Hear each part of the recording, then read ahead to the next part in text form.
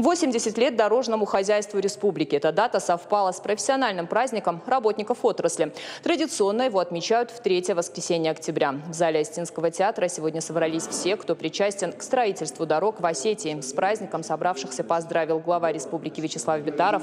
Он отметил, что сотрудники отрасли выполняют важную и ответственную работу.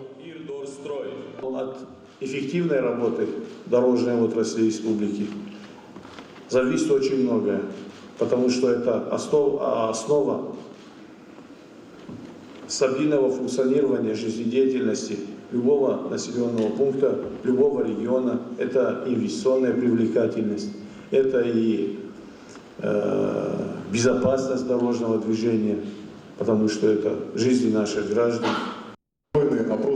Лучшие в профессии были удостоены государственных наград. Им также вручили почетные грамоты от парламента республики и комитета дорожного хозяйства. На мероприятии отметили, сеть дорог в республике совершенствуется. В этом году запланировано отремонтировать 44 дорожных объекта, и это только во Владикавказе. Особое внимание уделили дороге Кавказ-Хурикал-Мулгабек-Моздок. Кроме того, отметили, что заканчивается строительство моста через реку Урух. Более подробно о работе комитета за 80 лет рассказали в фильме. В зале сегодня были те, кто посвятил дорожной отрасли десятки лет. Было очень приятно сегодняшнее мероприятие.